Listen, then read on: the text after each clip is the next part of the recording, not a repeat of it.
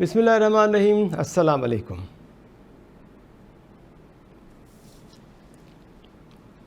Time news programme views time में अवांखे भली कार चऊं था। अवां यहाँ महताब अली नूर। नाज़रीन, प्रोग्राम जेको आहे उहो कंदासीं इन इंतहाई हसास मामले ते जेको गुज़िरियल ॾींहुं साम्हूं आयो। ख़ासि तौर ते राणीपुर में हवेली अंदरि जहिड़े नमूने मासूम निंगरी तड़पी दम ॾिनो, उहा जॾहिं वीडियो वायरल थी ऐं टाइम न्यूज़ ते उनखे कवरेज ॾिनी वई, उनखां पोइ वरी SSP खैरपुर रोहल खोसो साहब बि वक़्त से जॉइन कयो ऐं उनखां पोइ वरी जेके छिरकाईंदड़ इंकिशाफ़ साम्हूं आया, उन ईअं पियो लॻे ॼण सॼी सिंध खे धोड़े छॾियो आहे। मुख़्तलिफ़ शहरनि में इन वाक़े खां पोइ एहतजाज जेके आहिनि उहे बि थियणु शुरू थी विया आहिनि। मासूम निंगरी फातिमा जेका हवेली अंदरि मुलाज़िमा तौरु कमु कंदी हुई, उन गुज़िरियल ॾींहुं तड़पी जहिड़ी रीति दम ॾिनो। उनखां पोइ केतिरनि ई सवालनि जनमु वरितो।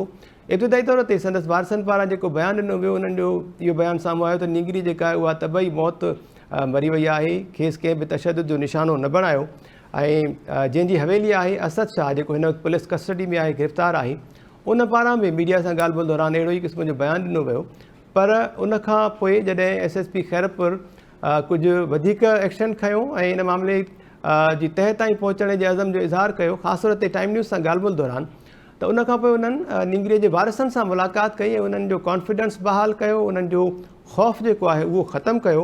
ऐं उनखां पोइ असां ॾिठो त निंगरी जे अमर वरी हिकु नओं बयानु ॾिनो ऐं उन में उन चयो त मुंहिंजी निंगरीअ ते तशदुद कयो वियो ऐं उनजे जिस्म ते तशदुद जा निशान मौजूदु हुआ। इब्तिदाई तौर ते इहो बि इम्कानु ज़ाहिर कयो वियो त मासूम निंगरीअ खे ज़्यादतीअ जो निशानो बणायो वियो ऐं उनखे बदतरीन तशदुद खां पोइ क़तलु कयो वियो, जंहिंखां पोइ केस जेको आहे उहो बि दाख़िल थी चुको आहे। जवाबदार असद शाह हिन वक़्तु पुलिस कस्टडी में आहे। जवाबदार जी जेका ज़ाल आहे उहा बि केस में नामज़द थियल आहे, हिना शाह।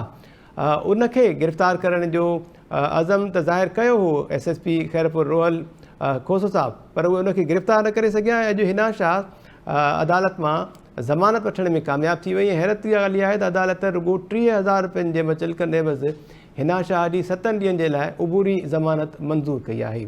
मासूम निंगरी फातिमा जे अहिड़ी रीति क़तलु थियण खां पोइ ज़ाहिरी ॻाल्हि आहे उनजे वारसनि ते बि कुझु दबाव हो, जंहिंजे करे उनजी वालिदा उनजे वालिदेन फातिमा जो लाश जेको आहे उहो बिना पोस्टमार्टम जे दफ़नाए छॾियो हो। जंहिंखां पोइ SSP रोहल खोसो जो चवणो त भले वालिदेन न बि चाहिनि, पर पुलिस जी मुदयत में केस दाख़िल कंदासीं ऐं क़बर कुशाई जे लाइ अदालत सां राब्तो कंदासीं, लीगल पोज़ीशन वठंदासीं। अॼु असांखे नज़र आयो त SSP पंहिंजी कयल इहा ॻाल्हि ॿोल, पंहिंजो वाइदो जेको हुन टाइम न्यूज़ सां कयो शुरूआती तौर ते, उहो निभायो ऐं निंगरीअ जे क़बर कुशाई जे लाइ अदालत में दरख़्वास्त जेका दाख़िल कई वई हुई, उनखां पोइ अदालत हुकुम ॾिनो त निंगरी जी क़बर कुशाई कराई वञे ऐं उनजी मेडिकल केमिकल रिपोर्ट जेका आहे टेस्ट उहा बि कराई वञे ऐं पोस्टमार्टम बि करायो वञे। उनखां पोइ वरी कुझु ॿिया इंकिशाफ़ बि साम्हूं आया। गुज़िरियल ॾींहुं त असद शाह जो इहो चवणो त निंगरी जेका आहे बीमार आहे ऐं उन बीमारी सबबु दम ॾिनो आहे, खेसि क़तलु नाहे कयो वियो।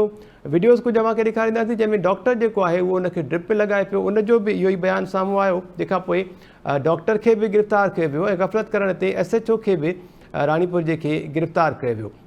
अॼु जॾहिं असद शाह जेको जवाबदार आहे उनखे जिस्मानी रिमांड जे लाइ अदालत में पेश कयो वियो, त उते वरी उन बयानु इहो ॾिनो त जेके मुरीद आहिनि, उन लफ़्ज़ इस्तेमालु कयो त मुरीद जेके आहिनि उहे पंहिंजे ॿारनि खे रज़ा ख़ुशीअ सां कमकार जे लाइ मोकिलींदा आहिनि, का बि ज़बरदस्तीअ सां नाहियूं कंदा। उन मौक़े ते बि हुन को इन मुरीदनि खे को उन्हनि जे ॿारनि खे कमकार जे एवज़ का पघार या कुझु ॾियण जी ॻाल्हि ॿोल बिल्कुलु बि न कई।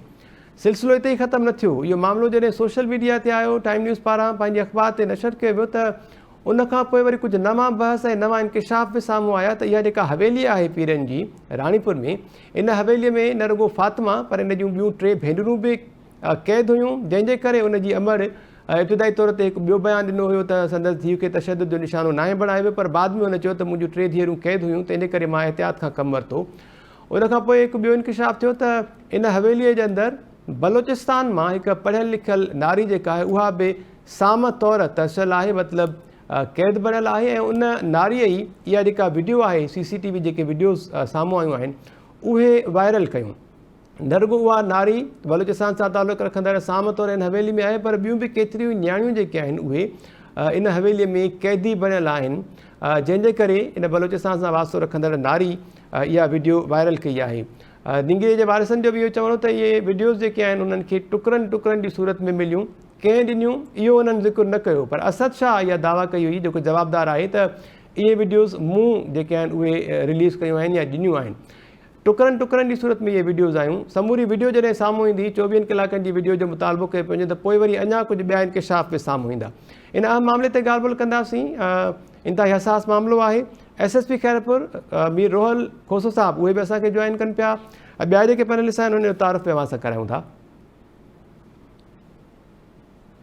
वुमेन प्रोटेक्शन सेल ऐं उनजी अॻुवान आहिनि चेयरपर्सन। उन सां गॾोगॾु एक्टिविस्ट आहिनि सोशल मीडिया जे हवाले सां, सोशल एक्टिविस्ट आहिनि। ख़ासि तौर ते औरतुनि जे हक़नि जे हवाले सां, ॿारनि जे हक़नि जे हवाले सां काफ़ी सेमिनार्स उन्हनि अटेंड कया आहिनि ऐं काफ़ी एक्टिव किरदारु निभायो आहे। मारवी ऐवान साहिबा उहे बि असां सां गॾु आहिनि इन पैनल में। प्रोफेसर डॉक्टर इनाम भट्टी साहब सीनियर तर्जया निगार आहिनि, कॉलमिस्ट आहिनि, अहिड़नि मामलनि खे चङी रीति ॼाणनि था, उहे असां सां गॾु आहिनि। इदरीस लिगारी साहब सीनियर तर्जया निगार आहिनि, उन्हनि बि असांखे जॉइन कयो आहे। ऐं डॉक्टर अयूब शेख साहब असां सां गॾु आहिनि। प्रोफेसर डॉक्टर इनाम भट्टी साहब अव्हां खां शुरूआत कयो पिया प्रोग्राम जी। कीअं ॾिठो अव्हां हिन समूरे मामले खे? ख़ासि तौर ते इब्तिदाई तौर ते त ईअं लॻो त हिकिड़ी मासूम ॿारड़ी आहे जेका तड़पे पई कंहिं बि सबब जे करे, ऐं उनखां पोइ उन उते दम ॾिनो, जेका वीडियो हले पई, इंतिहाई ॾुखोईंदड़ इहा वीडियो आहे।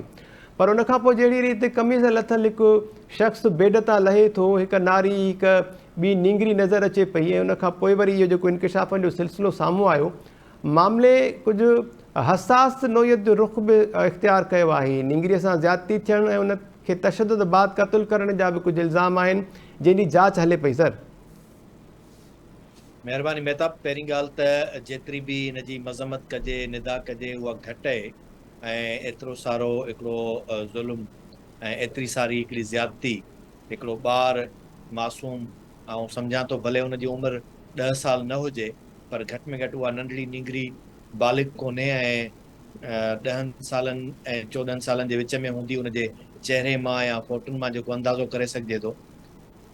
असुल में इहे सभु शयूं जेके ज़्यादतियूं ऐं नाइंसाफ़ियूं थियनि थियूं, उन में उनजो हिकिड़ो वॾे में वॾो सबबु हिन रियासत जी उहा ज़िमेवारी आहे जेका अहिड़नि शयुनि ते ज़ाब्तो आणींदी आहे, कानून आहे जेको अहिड़नि शयुनि खे कंट्रोल कंदो आहे, जेको कंहिं बि माण्हूअ खे केतिरी बि ताक़त रखंदड़ हुजे, केतिरो बि मनसब उहिदो ऐं हैसियत रखंदड़ हुजे, उनखे जॾहिं मुल्क जे अंदरि रियासत जे कानून जो ख़ौफ़ हूंदो, हूअं त अलाह जो ख़ौफ़ इन्हनि माण्हुनि खे शायदि न हुजे, पर जेकॾहिं मुल्क जे अंदरि कानून सख़्तु हुजे त उन कानून जो ख़ौफ़ शायदि उन्हनि खे थिए त इहे सभु शयूं कंट्रोल ऐं ज़ाब्ते में थी सघनि थियूं। पर काफ़ी हिकिड़ा 17 सुवाल आहिनि। त हिकिड़ो त इन सॼी हवेली में जेके हिन वक़्तु इहे शयूं सभु ॿाहिरि अचनि थियूं पयूं ॻाल्हियूं, त अंदरि ॿिया बि ॿियूं बि केतिरियूं न्याणियूं उते आहिनि, निंगरियूं आहिनि, या साम में वरतल जेका आहे साका पढ़ियल लिखियल बलूचिस्तान जी नारी बि आहे। त इहे सभु शयूं कानून जे हूंदे, उन सॼे निज़ाम जे हूंदे, उते जा जेके इदारा आहिनि उहे वेठा आहिनि, उन्हनि खे ॼणी इहा ख़बर न हूंदी। ऐं केतिरा ई भेरा इहे सभु मामला ख़ुदि इन सरकारी निज़ाम हेठि ऐं कुझु कॾहिं कॾहिं के कोर्टुनि जे तरफ़ां बि अहिड़ा मामला जेको आहे सो इन्हनि जे हवाले कया वेंदा आहिनि। त छा उन्हनि खे ख़बर कोन्हे त उन्हनि जे अंदरि के किथे अहिड़ियूं ज़्यादतियूं त कोन थींदियूं हूंदियूं। ॿियो पासो इहो आहे त कॾहिं कॾहिं इहे पासा वरी हिकिड़ा ॿिया बि निकिरी पवंदा आहिनि। अॻिते हली करे ख़बर पवंदी आहे त पॉलिटिकल विक्टमाइज़ेशन आहे। के माण्हू जॾहिं सियासी तौर ते पंहिंजो रस्तो ऐं वास्तो मटाइनि था, त पोइ उन्हनि जे ख़िलाफ़ु अहिड़े क़िस्म जूं शयूं ॿाहिरि अचणु शुरू थियनि थियूं। न त हमेशह खां साॻी कारवाई ऐं वारदात उहा थींदी रहे थी, पर उन ते सिर्फ़ु परदो हुजे थो या उन ते ढकियल हुजे थो, सिर्फ़ु उन जे करे त हुक्मरान जमायत सां गॾु हुजनि था या इतिहादी हुजनि था या उन्हनि जा सहकारी हुजनि था। उहो सहकार ऐं इतिहाद जॾहिं ख़तमु थिए थो त उनखां पोइ वरी अहिड़ियूं शयूं कॾहिं कॾहिं ॿाहिरि अचणु शुरू थियनि थियूं। ते घणा पासा आहिनि, पर आउं सम्झां थो इन में मुख्य ज़िमेवारी जेका आहे उहा असांजे कानून ऐं सरकार जी आहे, जंहिंजे तरफ़ां इहे सभु शयूं थियनि थियूं। समाजी तौर ते इन्हनि शयुनि ते अञा ताईं असां वटि का कानून साज़ी बि कोन्हे, ख़ासि करे जॾहिं इन क़िस्म जूं जेके गादियूं जिन जे अंदरि उन्हनि खे मुरीदाणियूं उहे सभु उन्हनि खे मुफ़्त में हिकिड़े वर्कर तौर ते मिलनि था, ऐं पोइ उन्हनि ते उहे जेको बि तशदुद कनि या जेका बि उन सां ज़्यादती कनि, उन्हनि ते को बि ज़ाब्तो कोन थो हुजे। त मुंहिंजे ख़्याल में हिन भेरे इन वाक़े खां पोइ ख़ुदि इन्हनि सोशल एक्टिविस्ट खे ऐं जेका बि ईंदड़ हुकुमरान जमायत हुजे या हुकूमत में वेहंदड़ जेके पार्टियूं आहिनि, उन्हनि खे इन ते लेजिस्लेशन बि करणु घुरिजे त छा इहा शइ गैर कानूनी कोन्हे त केरु जेकॾहिं इहो चए त असांजा मुरीद आहिनि, तंहिंजे करे उहे पंहिंजा ॿार ॾेई वेंदा आहिनि, असां घरनि में रहाईंदा आहियूं। जी त इन्हनि सभिनी शयुनि ते ज़ाब्तो तॾहिं ई थी सघे थो। पर सभ खां वॾी अहम शइ इहा आहे, उहा आहे त हिकिड़ो ख़ौफ़ जेको उन जे वालदेन खे इन जे करे रहे थो त उन्हनि जा ॿिया ॿार बि उन्हनि जे घर में आहिनि, तंहिंजे करे जेतिरे तोणी उहे बाहिफ़ाज़त सलामत उन्हनि ते पहुचनि त उन खां पोइ इहे सभु शयूं ज़ाहिर थियनि, त इहो हिकिड़ो ख़ौफ़ तॾहिं थींदो आहे जॾहिं माण्हुनि खे इहो एतबार ख़तमु थी वेंदो आहे जी त हीअ रियासत इन मुल्क जो कानून ऐं इदारा जेके आहिनि उन्हनि जी का मदद कंदा। हाणे उन खां पोइ जॾहिं इहा शइ ॿाहिरि आई आहे त हाणे ॾिसजे त छा थो थिए। ऐं वरी उन सां गॾोगॾु जॾहिं इहे शयूं अचनि त हिकिड़ो बाअसर जॾहिं फ़र्द उनजे घर जी का औरत हुजे, उनखे 30 हज़ारनि जे बॉन्ड ते जेको आहे 7 ॾींहंनि जे लाइ ज़मानत मिली वञे, त अहिड़ो कानून ऐं इंसाफ़ सभिनी जे लाइ बराबरि हुजणु खपे। ऐं बिल्कुलु सम्झां थो त जेकॾहिं वाकई उन में उन्हनि जी इन्वॉल्वमेंट आहे या मुलविस आहे त उनखे इहा ज़मानत बि न मिलणु खपंदी। उनखे भले तव्हां वुमेन प्रोटेक्शन में रखो आहे या किथे बि रखो आहे, त घटि में घटि ईंदड़ वक़्त में सभिनी खे इन शइ जो अहसासु थिए। ऐं उन सां गॾोगॾु जेके फोटो वायरल थियण खां पोइ जेल जा जेके अचनि था पिया मंज़र ऐं उन ते जेके सुवाल उथिया आहिनि, त उहे बि हथरादू ऐं सिर्फ़ु जेको आहे सो मीडिया खे ॾेखारण जे लाइ अंदरि बीहारे फोटो कढी ऐं उन खां पोइ उन्हनि खे जिते वणे उते वञी करे रहायो। किथे जेकॾहिं अहिड़े क़िस्म जूं शयूं आहिनि त उन्हनि ते बि हिकिड़ी हुजणु खपे अखि, त ख़ुदि जेके सभु मीडिया जा इदारा या ॿिया जेके उते शहर जा समाजी एक्टिविस्ट या ॿिया आहिनि, त उन्हनि खे इन्हनि शयुनि ते नज़र रखणु खपे बिल्कुलु त सर ज़्यादती कंहिंसां बि थिए थी, ऐं ज़्यादती कंहिं बि धुर सां न थियणु खपे। जेकॾहिं हू ॾोही आहिनि त उन्हनि सां उहा कार्रवाई थियणु खपे जेका कंहिं बि ॾोही सां थींदी आहे, ऐं कंहिं बि तरह जो को इन्फ्लुएंस उन ते कमु न अचणु खपे या को बि असरअंदाज़ न थियणु खपे। ऐं जेकॾहिं उहे ॾोही न आहिनि ऐं ईअं ई वरी जेकॾहिं को ॿी का शइ आहे त उनजो बि हिकिड़ो पासो सॼो साफ़ थियणु घुरिजे। पर बिल्कुलु ठीकु सॼी था चओ। बुनियादी ज़रूरत इहा आहे त हींअर उनजी क़बर थियणु खपे, उनजी सॼी इन्वेस्टिगेशन थियणु खपे, मेडिकल ऐं केमिकल इन्वेस्टिगेशन ऐं फॉरेंसिक एनालिसिस खां पोइ उन शइ जो सॼो तयन करणु खपे त सच छा आहे ऐं कूड़ छा आहे। जी मेहता इन्हनि सां जेके पॉइंट्स तव्हां रेज़ कया, इन्हनि में बख़ूबी निभायो आहे। मां ईअं चवंदुसि त SSP खैरपुर मीर रोहल खोसो साहब जेके असांखे हिन वक़्तु जॉइन करे चुका आहिनि, वेलकम चऊं पिया। मीर साहब वेलकम अव्हांखे प्रोग्राम में। वॾी महिरबानी सर, वॾी महिरबानी, थैंक यू। जेके पॉइंट्स इनाम साहब डिस्कस कया आहिनि, त अहिड़ी ॻाल्हि आहे उन ते बि ॻाल्हाईंदासूं। गुज़िरियल ॾींहं खां वठी अव्हां काफ़ी एक्टिव ऐं हिकिड़ो समझदारी वारो रोल प्ले ज़रूरु कयो माशाल्लाह। अव्हां ख़ासि तौर ते जेका ख़ौफ़ जी ॻाल्हि कई इनाम साहब, त उहो ख़ौफ़ जो बुत जेको आहे उहो फ़ातिमा जे वारिसनि जो, उन्हनि जे वालदेन जो टोड़ण में कामयाबु वियो, जंहिंखां पोइ उन्हनि बयानु पंहिंजो बदिलायो ऐं उनखां पोइ FIR बि कटी, जवाबदार बि हिन वक़्तु कस्टडी में आहे ऐं जिस्मानी रिमांड ते आहे।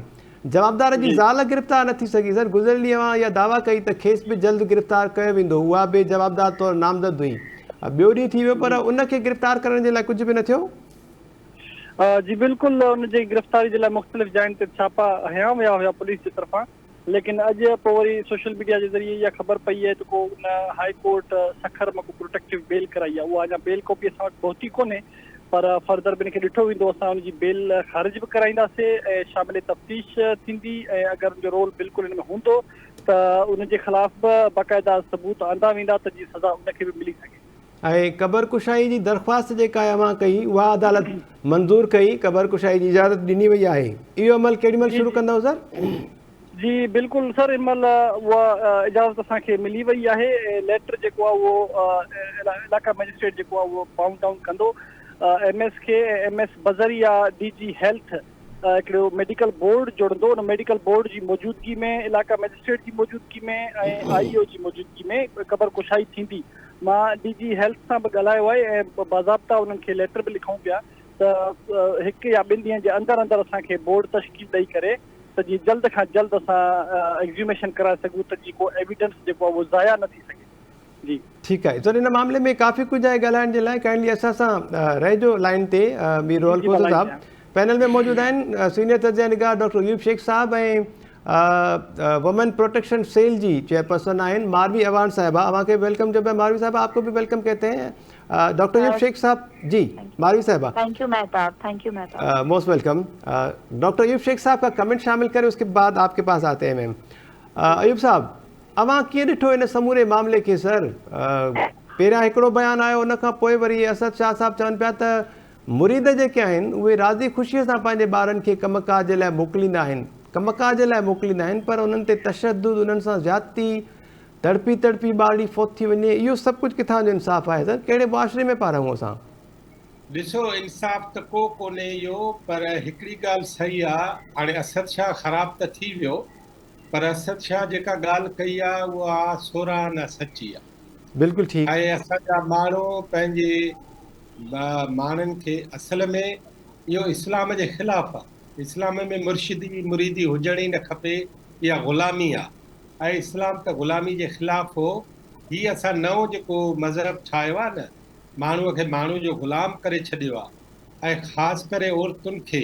आउं तव्हांखे हिकिड़ी ॻाल्हि ॿुधायां, मूंखे खैरपुर जे सैयदनि ॿुधायो जी, असां उहा पेट सां ॻोरारी माई जंहिंजे अल्ट्रासाउंड में इहा ख़बर पइजी वञे त हुनजे पेट में पुटु आहे, जी, उहो बि असां अंदरि हवेली में अचणु न ॾींदा आहियूं। इहा नामहरमी आहे।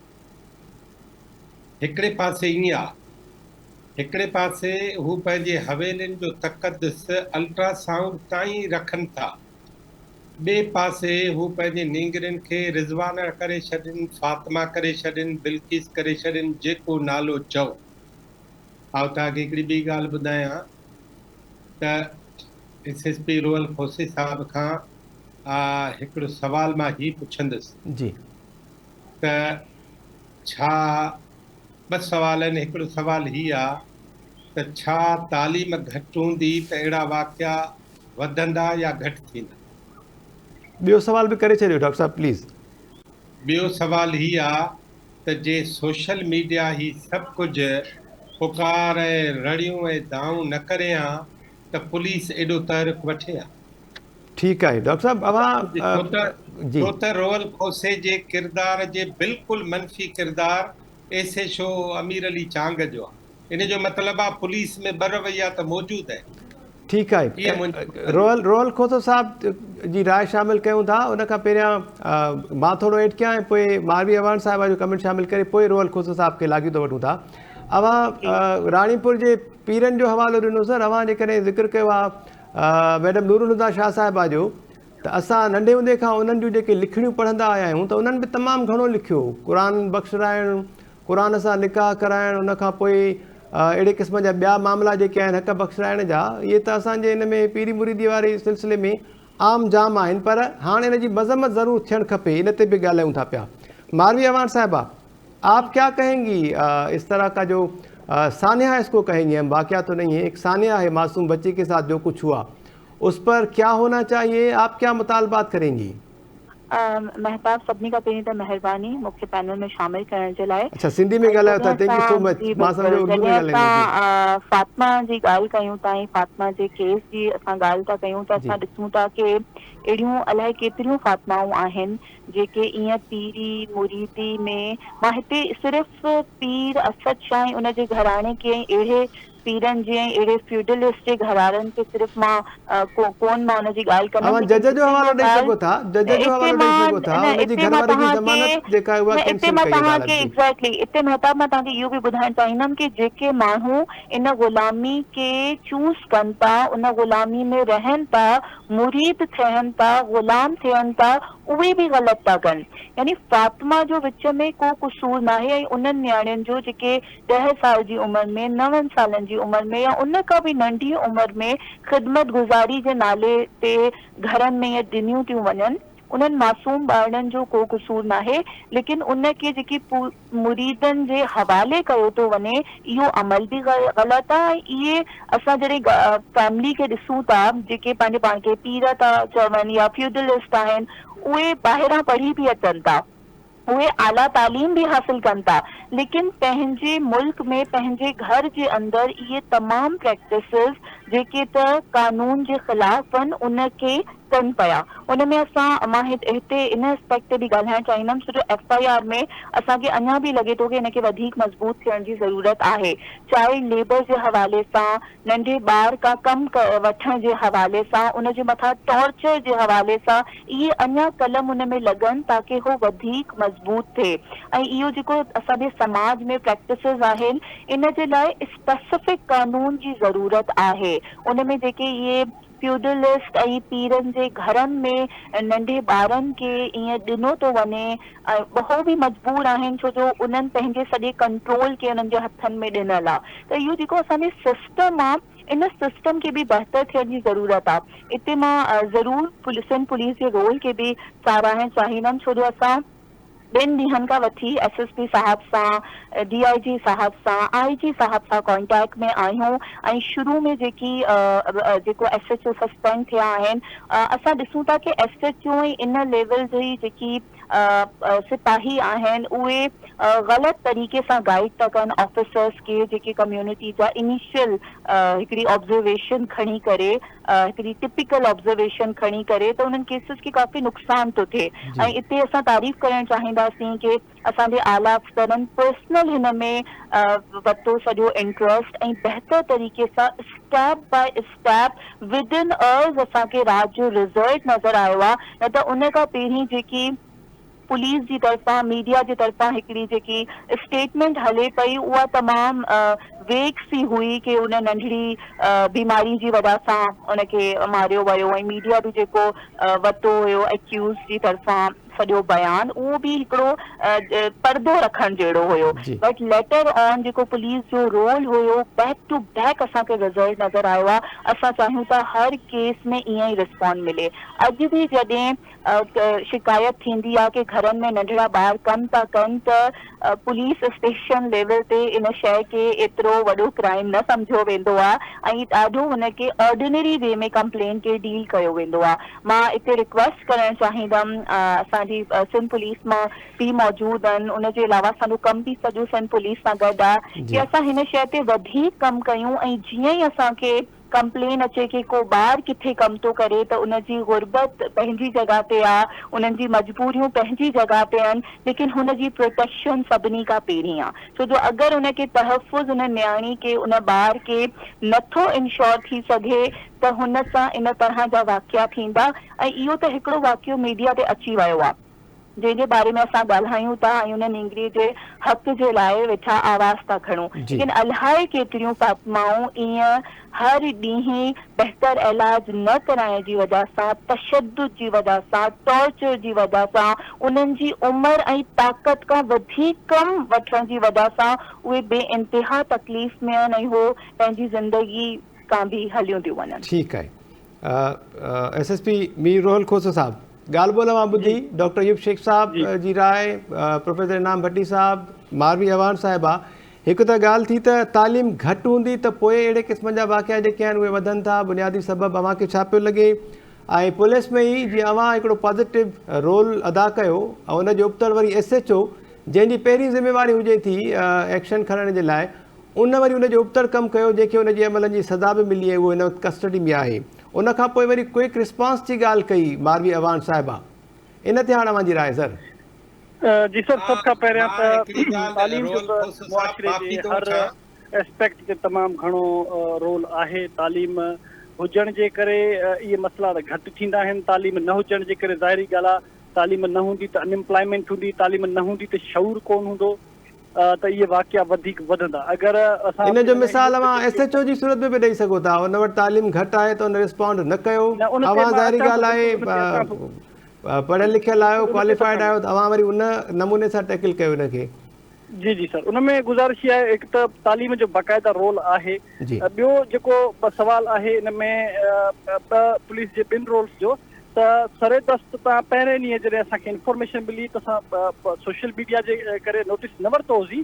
पहिरें ॾींहुं ई मूं 15 तारीख़ ते, कल्ह 16 तारीख़ ई 15 तारीख़ ते नोटिस वठी करे SHO खे ASP खे टास्क ॾिनोसीं त तव्हां इंक्वायरी कयो।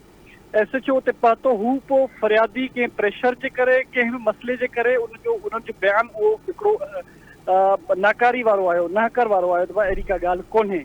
त उन में फर्दर हाणे इंक्वायरी कमेटी जेका आहे SHO जे रोल खे प्रोब करे रही आहे ऐं मां सम्झां थो त इंक्वायरी कमेटी जे रिपोर्ट अचण खां पहिरीं असां आउटराइटली कोन चवंदासीं त को ग़लति रोल प्ले कयो आहे, मां उनखे डिफेंड कोन थो कयां, ही इज़ इन कस्टडी, लेकिन असां नोटिस वरितोसीं, पोइ जॾहिं मां सम्झियो त यार मतिलबु मे बी अमां असांजी जेका फातिमा जी अमड़ हुई उहा मतिलबु प्रेशर में हुजे, त मां पाण खानवाण पतुसि त जीअं हुनखे महसूसु करायां त पूरी स्टेट मशीनरी हुन सां गॾु आहे, अगरि का ज़रे बराबरि बि हुन सां ज़्यादती थी आहे त पूरी स्टेट मशीनरी पंहिंजे रिप्रेज़ेंटेटिव SSP खैरपुर जे तौर ते हुन सां गॾु आहे, हुनखे हर क़िस्म जी प्रोटेक्शन ॾिनी वेंदी त जीअं हू आमादगी ज़ाहिर करे।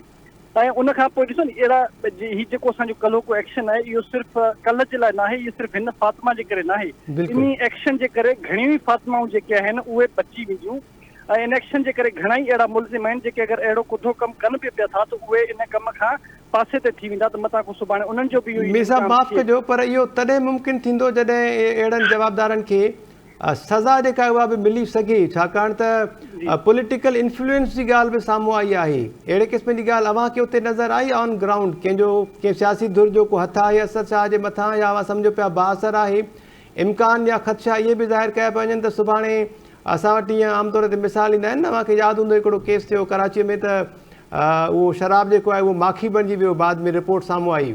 अहिड़े क़िस्म जी रिपोर्ट्स वरी कीअं तब्दील थी वेंदियूं आहिनि त केमिकल ऐं मेडिकल रिपोर्ट जेका आहे उहा लाहौर ऐं इस्लामाबाद मां कराइण जी बि ॻाल्हि थी पई। केस खे मज़बूत करण जे लाइ कलम कहिड़ा शामिल कया अथव ऐं जवाबदारनि खे कैफ़र किरदार ताईं पहुचाइण ताईं इन में अञा वधीक कहिड़ियुनि कहिड़ियुनि शयुनि जी ज़रूरत आहे? जी सर, सभ खां पहिरियां त मां इहो ज़रूरु ॿुधाईंदो हलां त कंहिं बि क़िस्म जो को प्रेशर कोन्हे ऐं असां प्रोफेशनल पुलिस ऑफिसर्स आहियूं, असांखे बाक़ाइदा कानून हिकिड़ो आहे जंहिंजे तहत हलणो आहे ऐं तव्हां पाण ॾिठो आहे त कल्ह कानून कहिड़े तरीक़े सां तहरुक में आयो आहे ऐं कहिड़े तरीक़े सां एक्शन वरितो वियो आहे बिना कंहिं तफ़रीक़ जे। असल सभ खां पहिरीं ॻाल्हि इहा। ॿी ॻाल्हि त वाक़ई फ़र्क़ु तॾहिं पवंदो जॾहिं कन्विक्शन थींदी ऐं कन्विक्शन खे इंश्योर कराइण जे लाइ असां उते जेके बि एविडेंसिस आहिनि, मां अॼु क्राइम सीन जी टीम बि उते मोकिली आहे, क्राइम सीन जी टीम उते सॼे क्राइम सीन खे सील करे उतां एविडेंसिस कलेक्ट कया आहिनि।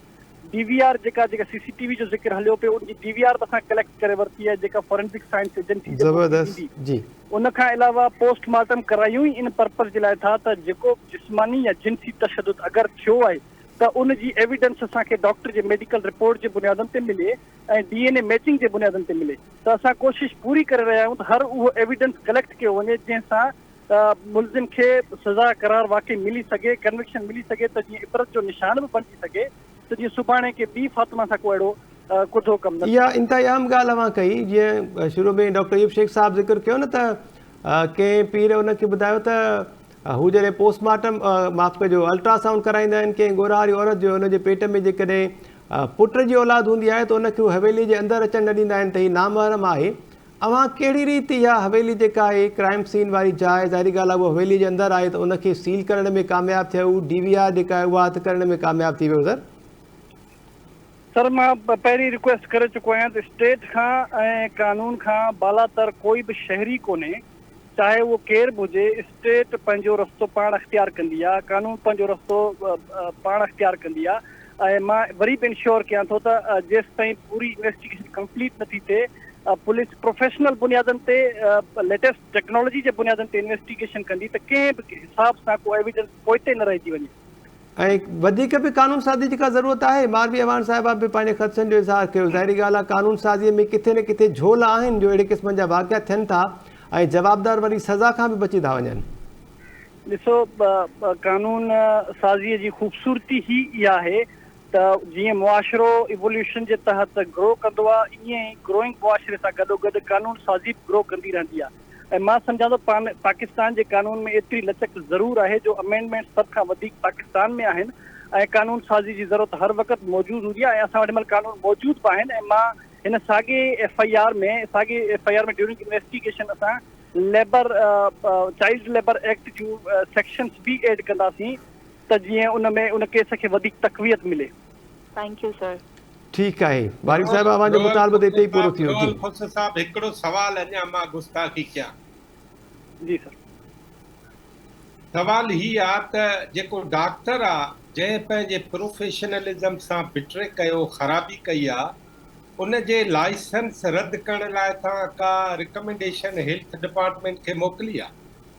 डॉक्टर साहब, रोहल साहब जी, माफ़ मां कजो। सवाल ॿुधो। जी जी ठीकु आहे। मां चयो त इदरीस लिगारी साहब काफ़ी देरि खां ॿुधनि पिया, उहे बि पंहिंजो कमिट कनि ऐं सवाल उन्हनि वटि बि आहे ज़रूरु, उहे बि सवाल कनि त पोइ वरी अवां कलेक्टिवली जवाबु ॾियो सर प्लीज़। जी जी सवाल जी मुंहिंजो बि आहे मेहताब, पोइ इनाम वरी साहब बिल्कुलु, इदरीस साहब खां पोइ वरी अवां सर। जी इदरीस साहब। महिरबानी मेहताब अली साहब, जी महिरबानी। मुंहिंजे ख़्याल में मेहताब साहब ही जेको आहे मज़मत जोॻो मन थियो आहे, पर सच पुछो त माना असांजो कंध जेको आहे न उहो शर्म खां झुकी पियो जी। आहे। ऐं इहो को पहिरियों वाक़ियो न आहे, फस्ट वाक़ियो न थियो आहे, सिंध में न थियो आहे, को पाकिस्तान में थियो आहे। असां वटि इहे आए ॾींहुं वाक़िया या इन्हनि मीरनि पीरनि सरदारनि ऐं वॾेरनि जी जेके आहिनि, जिन खे ही नाम निहाज़ नाला ॾियनि था हवेलियुनि जा ॿियनि जा, उन्हनि में रोज़ इहे वाक़िया थियनि था कि केतिरा जेके वाक़िया आहिनि, जेका डॉक्टर ईब शेख साहब ॻाल्हि कई न, त ही सोशल मीडिया जी महिरबानी आहे जो मंज़र ते आया आहिनि। न त इन खां अॻु में केतिरा वाक़िया आहिनि किन खे सज़ा मिली आहे, के इबरत जो मक़ाम बणिया आहिनि, उनखे सख़्त खां सख़्त जी जेका सियासत जेका आहे उन ज़िम्मेवारी सां निभायो आहे, या उहे पसे पर्दा जेका आहे उहा डील थी आहे, पसे पर्दा जेके आहिनि उहे लोढ़िया विया आहिनि। जेकॾहिं कंहिं बि हिकिड़े केस में इन्हनि सभिनी ही जेके जिते जिते अहिड़े क़िस्म जा वाक़िया थिया अॻु में माज़ी में थिया आहिनि, उन्हनि मां हिकिड़े खे बि इबरतनाक सज़ा मिली आहे त कंहिंखे ताक़त थी आहे त ईअं मासूम नियाणियुनि सां ईअं जी इदरीस साहब, लाइन ते आयो इदरीस साहब? इदरीस साहब जी नेट वई। ठीकु आहे।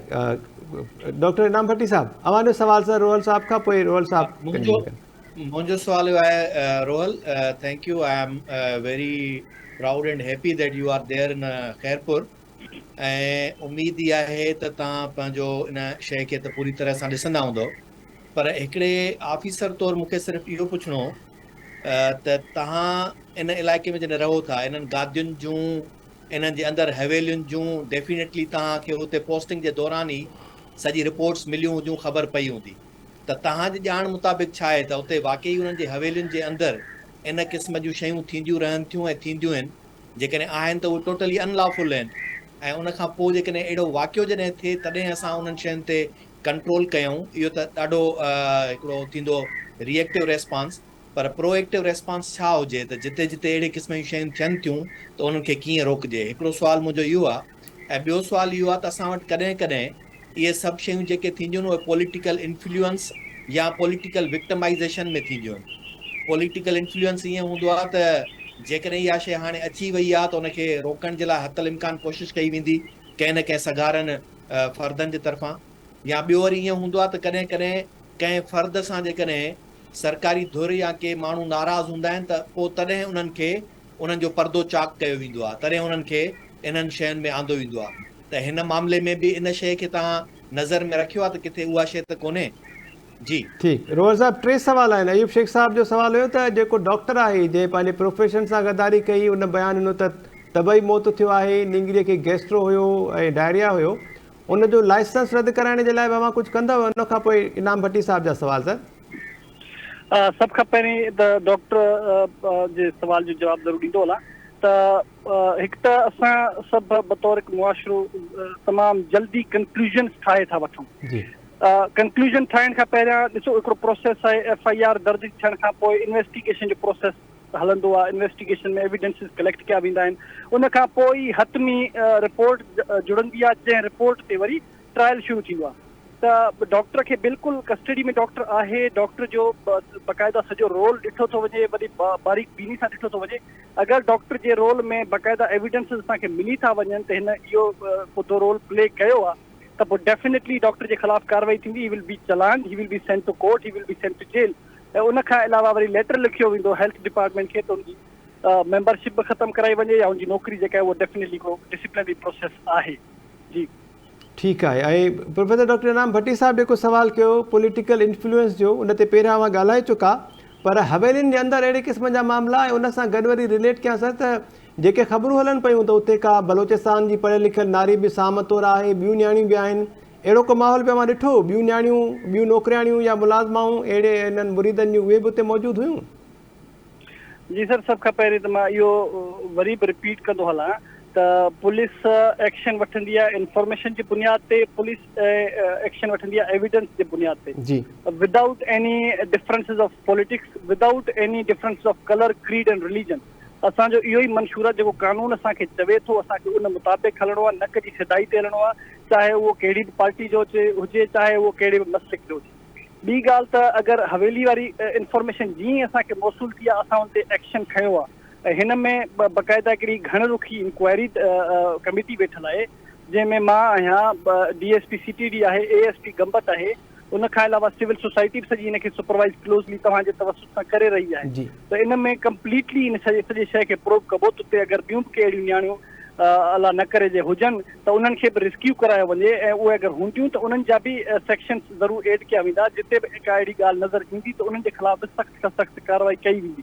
इनिशियली मतिलबु अवां इन हवेली जे अंदरि जिते जंहिं रूम में जंहिं हंध ते इहो वाक़ियो पेश आयो उनखे सील कयो वियो आहे, ऐं उन खां पोइ उतां DVR अवां कई आहे। समूरी हवेली जी सर्च नाहे वरिती अवां?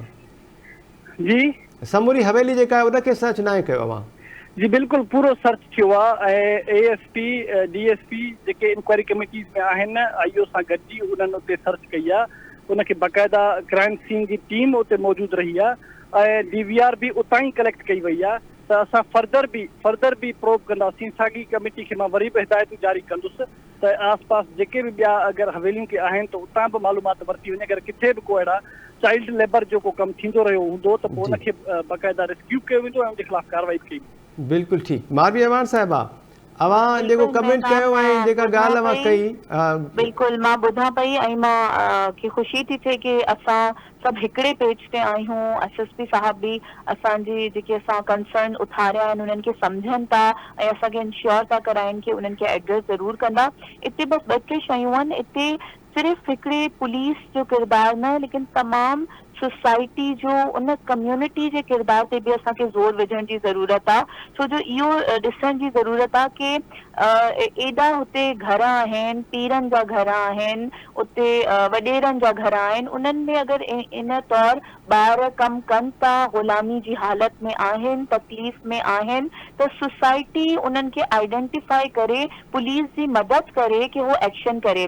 जीअं त वुमेन प्रोटेक्शन सेल ख़ैरपुर में बि मौजूदु आहे, तमामु एक्टिव आहे ऐं अवेयरनेस प्रोग्राम्स भी कंदा रहंदा आहिनि। त उन में हाणे घणो ज़ोर ॿारनि जे जेके चाइल्ड लेबर आहे उन ते ॾिनो वञे, ऐं उनखे जेके ॿिया ॻोठ आहिनि उन तरफ़ बि उन तमामु अवेयरनेस खे वधाइण जे लाइ असां पुलिस सां गॾु जीअं कमु कंदा रहंदा आहियूं, इन ते अञा वधीक फोकस कंदासीं। बाक़ी सॼे समाज खे पंहिंजो किरदारु अदा करण जी ज़रूरत आहे, छो जो जॾहिं क्राइम थी थो वञे पुलिस ऐं लॉ जो तॾहिं असांखे नज़र अचे थो रोल, लेकिन लॉ जी इम्प्लीमेंटेशन, अवेयरनेस ऐं बहितर तरीक़े सां माण्हुनि खे हिकिड़ी प्रोएक्टिव अप्रोच ऐं प्रिवेंशन जे हवाले सां असां के समाज ऐं इदारा घटि एक्टिव नज़र था अचनि, त उन ते वधीक ज़ोर ॾियण जी ज़रूरत आहे ताकी ॿी का फातिमा इन तौरु ईअं बेदर्दी सां न मारी वञे। ठीकु, बिल्कुलु। SSP साहब जो काफ़ी घणो वक़्तु असां वठी चुका आहियूं। SSP साहब लास्ट क्वेश्चन सर, पंहिंजो महताब खोसो साहब वरी असांखे जॾहिं हथ अचे जी डॉक्टर साहब, मुंहिंजो असां पंहिंजा तबसरा करण खां उन खां सवाल पुछूं। मुंहिंजो हिकिड़ो सवाल रोहन खान खां ही आहे, जी डॉक्टर साहब, जेकॾहिं स्केल ठाहिजे 1 खां वठी 10 ताईं त असांजे SHOs ऐं DSP खे ह्यूमन राइट्स जो इल्मु केतिरो आहे? रोहन साहब ॿुधो पिया सर अवां? जी बिल्कुलु ॿुधां पियो। मुख़्तलिफ़ औक़ातनि में ह्यूमन राइट्स अवेयरनेस जा ट्रेनिंग सेशन्स बि कराया विया आहिनि, ऐं असांजो जेको कानून आहे PPC जो या जेके लोकल एंड स्पेशल लॉज आहिनि उहे बि are in the same alignment as the human rights are, ऐं असल में जेके बि शिकूं कानून में रखियल आहिनि से बि रिफ्लेक्शन आहिनि ह्यूमन राइट्स जे वैल्यूज़ जी। ह्यूमन राइट्स जा जेके बि लॉज पूरी दुनिया में आहिनि उन्हनि सां मुशाबिहत रखनि था। त मां ज़रूरु इहो चवंदुसि, स्टेज त हाणे मां रिसर्च कयां त पोइ स्टेज ते को नंबर ॿुधायां, लेकिन पुलिस बख़ूबी पुलिस खे मालूमात आहे ह्यूमन राइट्स जी। मुख़्तलिफ़ टाइमनि ते ट्रेनिंग सेशन्स बि थींदा आहिनि, ऐं जेको कानून आहे उहो 100% ह्यूमन राइट्स जे जेके नया ट्रेंड्स सॼी दुनिया में आहिनि, उन्हनि सां मुशाबियत में आहिनि ऐं ज़रूरत जे मुताबिक़ असां वरी अमेंडमेंट्स बि थींदियूं रहियूं आहिनि। अच्छा, हिकिड़ी जगह तस्वीर हले थी पई जवाबदार असद शाह जी लॉकअप जे अंदरि, इन तस्वीर खे बि फेक करार ॾिनो पियो वञे, चए पियो वञे त उतां जी जेका लोकल पुलिस आहे, अवां त न, ज़ाहिरी ॻाल्हि आहे अवां त सख़्तु एक्शन वरितो आहे रोहल साहब, पर उतां जी जेका लोकल पुलिस आहे उन ते असर रसूख़ आहे उन्हनि जो, ऐं हुनखे ॾाढो ज़बरदस्त क़िस्म जो ॾेई करे प्रोटोकॉल ऐं साइड बि किथे विहारे वियो आहे आराम सां, ख़िदमत चाकरी हुनजी कई पई वञे। लोकल पुलिस जो बि ज़िम्मेवार मां ई आहियां ऐं मां हिकु ज़िम्मेवार ऑफिसर जे तौर ते तव्हांखे सिर्फ़ु इहो ॿुधाईंदुसि, जीअं मां पहिरीं ॻाल्हि कई त we jump on to the conclusions, असां शयुनि खे वेरीफाई करे पोइ पंहिंजा कंक्लूजन्स ठाहियूं। हीअ तस्वीर मुंहिंजी मौजूदगी में ठहियल आहे ऐं मूं पाण पंहिंजे मौजूदगी में बिही करे ठहिराई आहे, ऐं कंहिं बि क़िस्म जी का रिआयत कंहिं बि जवाबदार खे न मिलंदी आहे न मिलंदी, चाहे उहो केरु बि हुजे। हिन महिल ही जवाबदार आहे, रिमांड में आहे, लॉकअप में आहे, ऐं उनखे का बि फैसिलिटी एक्स्ट्रा ऑर्डिनरी नथी ॾिनी वञे। बाक़ी उहे फैसिलिटीज़ जेके ह्यूमन राइट्स जी अगरि असां ॻाल्हि कयूं त ह्यूमन राइट्स जे हिसाब सां जवाबदारनि जा कुझु राइट्स आहिनि त जीअं उनखे पखो उते मिले, उते उनखे खाइण पीअण जो सुठो फूड मिले, त उहे शयूं बिल्कुलु असां ह्यूमन राइट्स जे वैल्यूज़ खे मद्देनज़र रखंदे ज़रूरु कंदासीं। बाक़ी कंहिंखे कोई स्पेशल ट्रीटमेंट कंहिंजी बि अलाउ न कंदासीं। ठीकु आहे, SSP मीर रोहल खोसो साहब, thank you so much sir, really nice talking to you, वॾी महिरबानी अव्हांजी, ऐं थोरो कंक्लूजन ते पहुचो, जांच थोरो अॻिते वधे, उन खां पोइ वरी अव्हांखे रिक्वेस्ट कंदासीं काइंडली जॉइन कजो। Thank you so much sir, वॾी महिरबानी। इदरीस लिगारी साहब, हाणे थोरो पाण में कचहरी कजे त जेकॾहिं मुरीद जेके आहिनि उहे अहिड़े क़िस्म जे पीरनि वटि पंहिंजा मासूम ॿार न्याणियूं छॾनि था, त मुंहिंजो ख़्यालु आहे हाणे 21वीं सदी आहे, इंटरनेट जो दौरु आहे, बल्कि आर्टिफिशियल इंटेलिजेंस अची वई आहे, रोबोट्स कमु कनि पिया, त इन जी मज़म्मत करणु खपे, नंढा करणु खपे, ऐं इन हवाले सां जागरता जेका उहा बि तमामु ज़रूरी आहे। थोरो ब्रीफ बि कजो सर। महिरबानी साहब, मेहताब साहब, मुंहिंजी जेका इंटरनेट जे करे जेका मुंहिंजी ॻाल्हि कटिजी वई, ऐं इहो ॾिसो असां वटि ॿ टे पासा आहिनि। हिकिड़ो पासो सही आहे त की असांजो जेको समाज आहे जेको आहे उहो उनखे खणी चइजे त माना हिकिड़ी पूरी हिकिड़ी हिकमत अमली सां जेका थींदी आहे उहो बैकवर्ड रखियो वियो आहे असांजे समाज खे, असांजी सोसाइटी खे जेको हथ सां वठी जेको आहे उहो पोइते रखियो वियो आहे। उन जे लाइ अहिड़ो हिकिड़ो सिस्टम जेको आहे उहो मुतारिफ़ करायो वियो आहे त उहो कंहिं बि तरीक़े सां जेको आहे न उहो इन्हनि हालतुनि में रहे, उहो माशी लिहाज़ खां, सियासी लिहाज़ खां, इल्मी लिहाज़ खां ऐं फ़िक्री लिहाज़ खां, इवन जेका जदीद जेके इल्म आहिनि, साइंस ऐं टेक्नोलॉजी जेका आहे, जेका तव्हां रोबोट जी ॻाल्हि कई त दुनिया खां रोबोटिक दुनिया ते पहुची चुका आहियूं। ऐं ॿिए पासे असांजे समाज में जेको अञा ताईं जेको हिकिड़ो पीर लाइ, हिकिड़े मीर लाइ, हिकिड़े वॾेरे लाइ, हिकिड़े सरदार लाइ एतिरी हद ताईं अक़ीदत मौजूदु आहे। हीअ त वरी बि पीर आहिनि, हीअ त वरी बि जेके आहिनि, पर हिकिड़े वॾेरे लाइ बि जेका एतिरी अक़ीदत असांजी सोसाइटी में मौजूदु आहे उहो को इतफ़ाक़ न आहे, उहो को इन में माण्हुनि जो ॾोह न आहे, उहो मजमूई वरी इंटरनेट तव्हांखे धोखो ॾेई छॾियो इदरीस साहब। डॉक्टर अयूब शेख साहब, अव्हांजो कमेंट सर प्लीज़। ॻाल्हि ॿुधो जी, पंहिंजो मूंखे कंहिं बि मुज़ाकिरे में मुनाज़रो करण जी आदत न हूंदी आहे, इन करे मां डिबेट न कंदो आहियां। बिल्कुलु ठीकु। रोहल ख़ान ॿिनि मौक़नि ते चयो त रोहल ख़ान ॿिनि मौक़नि ते चयो इनाम साहब त असां कमिटमेंट जेका आहे उहो आलमी सतह तां रिज़वाना खे ॿिए खे तकलीफ़ पहुचण कोन ॾींदासूं, उनखे बेगुनाह ईअं मारण ॾींदासूं। हीअ का कंहिंजी लांढी न आहे, हीअ कंहिंजी को निजी जेल न आहे, पर हीअ रियासत आहे। जेकॾहिं मूं ॻाल्हि पई कई त हिकिड़े केस खे बि, हिकिड़े मामले खे बि ईअं वरितो वञे हा त अॼु जेके आहिनि इहो फातिमा जहिड़ा मामला न थियनि, अॼु जहिड़ा के रिज़वाना जहिड़ा केस न थियनि। पर छा थो थिए छा थो त असां इन कानून मां गुंजाइश कढी वेंदी, इन जुडिशरी सिस्टम मां गुंजाइश कढी वेंदी, इन ॿिए मां गुंजाइश कढी वेंदी, ऐं मामला सेट करे वरी इहे जेके ईंदा पीरी मुरीद जेको उनखे तहफ़ुज़ बख़्शियो वेंदो ऐं उनखे माफ़ कयो वेंदो ऐं उनजो कंहिं न कंहिं तरीक़े सां उनजो हल कढियो वेंदो।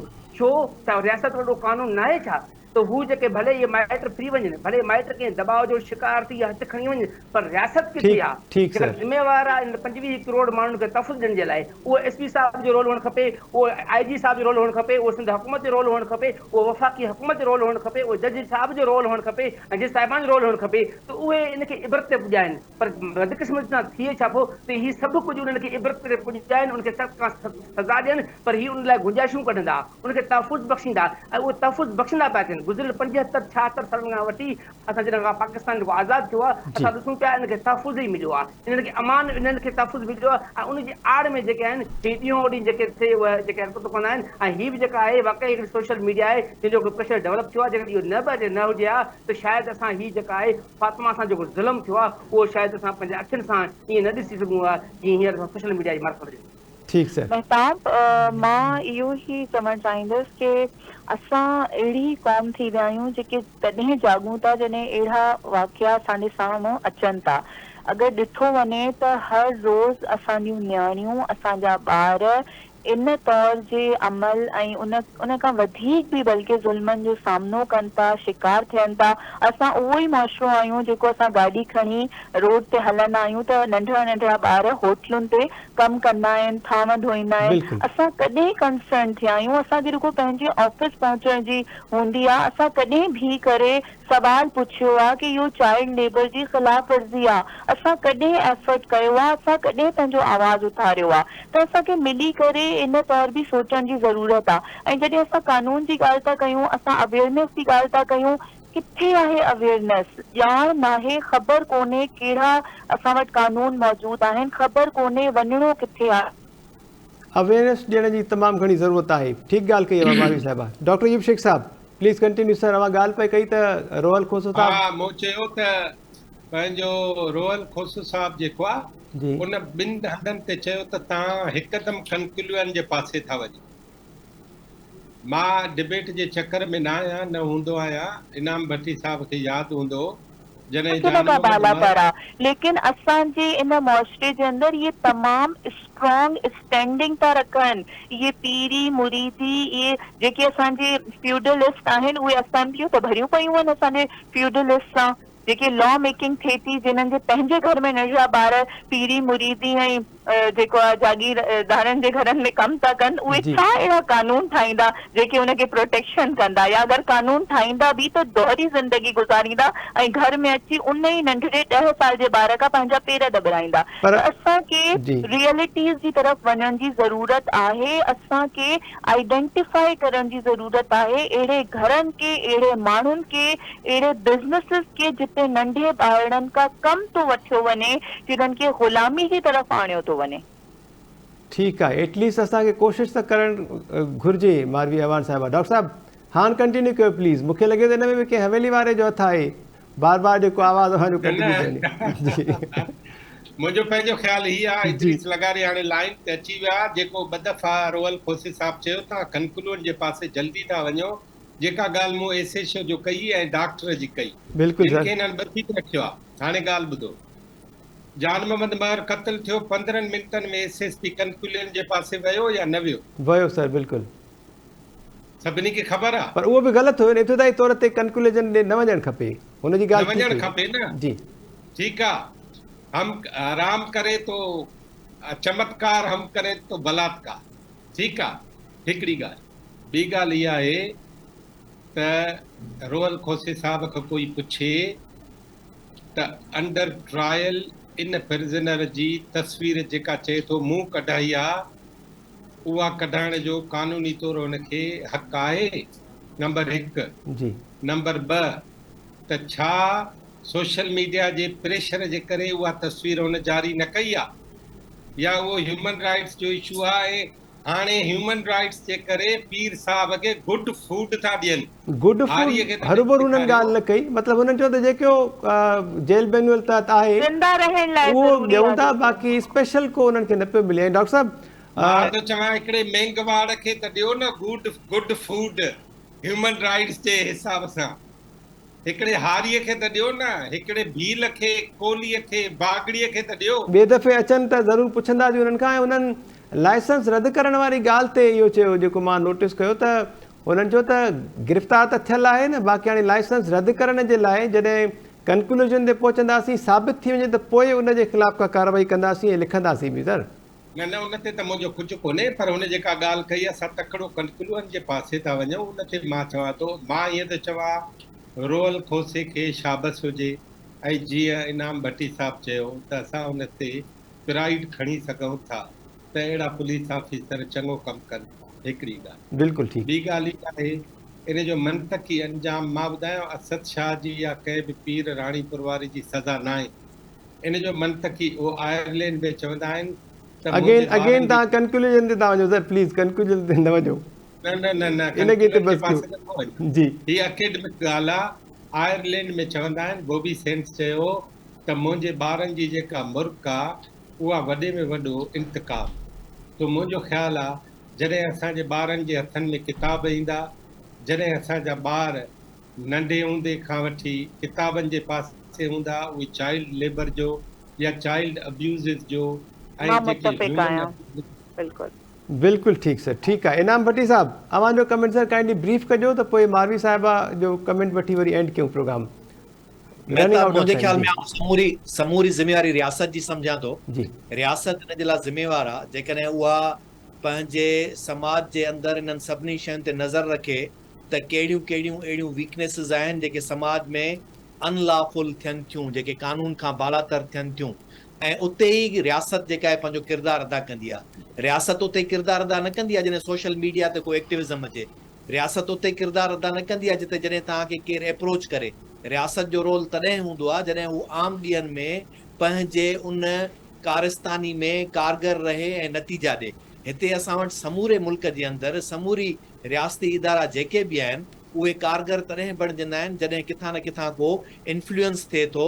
हींअर सॼी सिंध में ॿुधायो किथे का FIR ईअं पंहिंजे लेखे केरु वञे कटराइण उहा कटजंदी हुजे, कोन थी कटिजे। तंहिंजे करे आउं सम्झां थो रियासत इन्हनि सभिनी शयुनि में पहिरीं ॻाल्हि त माण्हूअ खे, हर आम शहरीअ खे जॾहिं वेसाह हूंदो आहे त रियासत मुंहिंजी जेका आहे सा उहा मुहाफ़िज़ आहे, त हुन सां थींदड़ ज़्यादती केरु बि कंदड़ बि उन खां डिॼंदो आहे, ऐं जेकॾहिं जंहिंसां थींदी आहे त हुनखे बि सहारो हूंदो आहे त मुंहिंजे पुठियां रियासत बीठी आहे। जॾहिं इहो पूरो तसवर ई कोन्हे रियासत जो, त उते इहे सभु शयूं थींदियूं रहंदियूं। हिते रियासत जो तसवर इहो आहे जेको ॾाढो सो गाबो, ऐं जेको ॾाढो सो गाबो मां मुराद इहा आहे त जंहिं वटि जेतिरी ताक़त हूंदी, जंहिंजो जेतिरो इन्फ्लुएंस हूंदो, उहो ओतिरो रियासत जे इदारनि खे पंहिंजे फ़ाइदे लाइ इस्तेमालु कंदो रहंदो। तॾहिं इहे सभु शयूं गैर क़ानूनी थींदियूं रहंदियूं। ऐं सम्झां थो तालीम पढ़ाइणु बिल्कुलु ज़रूरी आहे, बुनियादी उहा बि रियासत जी ज़िम्मेवारी आहे, पर उन सां गॾोगॾु माण्हुनि जा रोज़गार जा वसीला, उन्हनि खे पंहिंजे गुज़र सफ़र जी इज़त भरी ज़िंदगी, इहे सभु शयूं बि त ॾिसो न। हीअ रुॻो दरगाहुनि में या हवेलियुनि में इहा शइ नथी थिए, सॼे उन्हनि इलाइक़नि में जिते गुरबत आहे उते तूं पंहिंजा ॿार खणी वञी गुरबत बि हिकिड़ो इन जो फैक्टर आहे। बिल्कुलु ठीकु। इनाम साहब जी मानियुनि खे जो ईद जा कपिड़ा जो पोइ मदरसे खे ॾियनि या कंहिं ॿिए जे हवाले करे छॾनि, माण्हू त वीचारा आहिनि हिते था गुज़ारो कनि। तंहिंजे करे हिन जो सॼो सबबु जेको आहे रियासत जो फेल्यूअर, रियासत जी ज़िम्मेवारी आहे, उन ॿियो केरु बि ज़िम्मेवार कोन्हे। ठीकु आहे इनाम साहब। मारवी अवान साहिबा 30 सेकंड्स प्लीज़, को मैसेज अवांजो लास्ट में। हाँ, मां इहो ई चवणु चाहींदमि, असांजे पैनलिस्ट तमामु सुठियूं ॻाल्हियूं कयूं आहिनि कि एजुकेशन ऐं अपॉर्चुनिटीज़ ज़रूरु रियासत प्रोवाइड करे, लेकिन तहफ़ुज़ सभिनी खां पहिरीं आहे। तहफ़ुज़ हूंदो तॾहिं ई असां एजुकेशन बि हासिल करे सघंदासीं, का अपॉर्चुनिटी बि असांजी कमु अची सघंदी।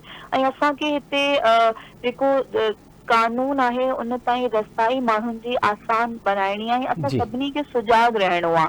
छो जो असां सुजाग न रहंदासीं, प्रेशर न डेवलप कंदासीं त मुश्किल थी वेंदी, ऐं इहे केसिस उन्हनि ई परदनि में हलिया वेंदा जिते घणा ई वञी चुका आहिनि केसिस। ठीकु आहे, thank you so much. Idrees लिगारी साहब, इंटरनेट तव्हांखे धोखो न ॾे त पोइ 30 सेकंड में वरी अवां बि को मैसेज ॾेई वठो जल्दीअ में सर।